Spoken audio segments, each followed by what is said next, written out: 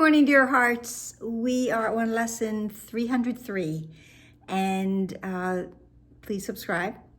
We are in our 9th special central relevant thought. What is the second coming? I'm going to read the 4th paragraph today, which I think folds in very well with our actual lesson for the day.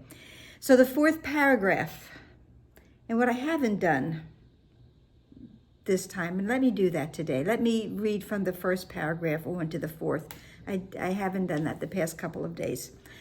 Christ's second coming, which is as sure as God, is merely the correction of mistakes and the return of sanity. So the return of sanity would indicate the end of all sin and misthoughts, miscreations. It is a part of the condition that restores the never lost and reestablishes what is forever and forever true. It is the invitation to God's word to take illusion's place and willingness to let forgiveness rest upon all things without exception and without reserve. So forgiveness now blesses everything, because now forgiveness, which is the last illusion, it is an illusion, it's the last one, now washes away everything that seemed to be not of God. And it will be like the great corrector now, that we will see what is real and true. It's making way really for the real world to come into our purview. We just finished what is the real world. Well, with the second coming, we truly will see and understand what the real world is. It's that invitation to God's word to take illusion's place. And when illusion's place is when all illusions are gone, what is uncovered but the real world. And it is now time for the second coming, or the rebirth of God's child, which is about today's lesson, or today's lesson is about that.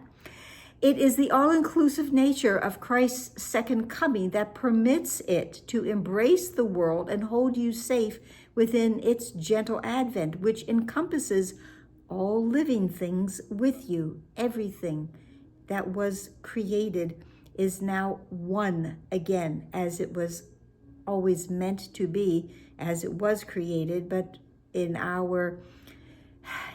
with our tiny mad idea and ego mind, we have taken everything that is part of the all that is and made it separate. Now it is the healing of all of that. There is no end to the release the second coming brings, as God's creations must be limitless. We are limitless, we are timeless, we are eternal. Forgiveness lights the second coming's way because it shines when everything as one, and thus is oneness recognized at last. And this forgiveness lights the second coming blends very well with yesterday's lesson, where darkness was, I look upon the light. The second coming ends the lessons that the Holy Spirit teaches, making way for the last judgment, in which learning ends in one last summary that will extend beyond itself and reaches up to God. The second coming is the time in which all minds are given to the hands of Christ to be restored to spirit in the name of true creation and the will of God. Our true self, our reality is spirit. And making way for the last judgment is making way for that last time that any condemnation, any judgment, any harsh thought will ever be. The last judgment comes with the second coming, and there are no more judgments after that. The way is clear for everything to be what it really and truly is, which is love. The 4th paragraph, today's paragraph, the second coming is the one event in time which time itself cannot affect. For everyone who ever came to die or yet will come, or who is present now, is equally released from what he made. We're all released now from every illusion, every harsh thought, every small-minded thought. We're completely released now. In this equality is Christ restored as one identity, capital I there, in which the sons of God And it says the sons of God, because it is the entire sonship. So there is one, but we perceive many. We perceive all of God's children. The sons of God acknowledge that they are all one. We are all one, even though we perceive many, even though we see many, even though we have imagined many. The truth is, we are all one. There is one mind, and that I share with God, and everyone shares that one mind. And God the Father smiles upon his Son, his one creation, and his only joy. Today's lesson is the Holy Christ is born in me today. And we could say is reborn in me today, because that is who we are, the one Son, God's one Son, his creation and his only joy. And we are all released now from everything that we made. It is the restoration of the one identity. The Holy Christ is born in me today. And the lesson begins. It's so beautiful. Watch with me, angels. Watch with me today. And I always see the angels as the midwives waiting for the rebirth of God's holy child to come and know again the true identity of who they are. Let all God's holy thoughts surround me and be still with me while heaven's Son is born. And all of God's thoughts, it is the sum of all creation, all of God's holy thoughts. Watch with me, be still while heaven's child is born. Let earthly sounds be quiet and the sights to which I am accustomed disappear. Let me release myself from everything that I ever thought was real in this world. And let everything I'm accustomed disappear. Let Christ be welcomed where he is at home. Let us come back to the awareness of heaven, and let him hear the sounds he understands and sees, but sights that show his Father's love. The sounds he understands, the chorus of angels singing and rejoicing in the birth of God's holy child. Let him no longer be a stranger here. Let God's child no longer be a stranger here. Fear is the stranger here. We are at home, for he is born again in me today. The Christ is born again in each and every one of us as we recognize our true self, and that is with a capital S.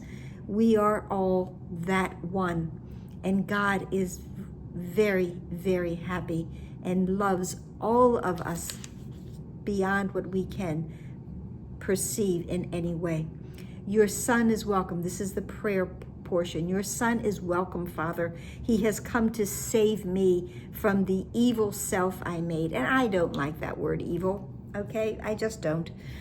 But I would say he has come to save me from the small self I made, the separated self that I made, the self that is not real, the self that I thought I was, small and insignificant. I have been saved by that today. He has come to save me from that self I made. And he is the self with a capital S that you have given me. He is but what I am, really, in truth. He is the Son, the child you love above all things. He is myself as you created me. And yes, it is there again. I am as God created me. I am spirit. I am not a body. I am spirit. It is not Christ that can be crucified, because bodies would be crucified. And the Christ knows his self. So crucifixion happens when there is a lack of knowing who we are. It can be but myself I crucify every time I forget who I am, and I believe that I am this body thing. I believe that I am apart from my Father. I believe that this hell that I made with my tiny mad idea is real. That is when I am crucified. But the Christ cannot be crucified, because the Christ knows his identity.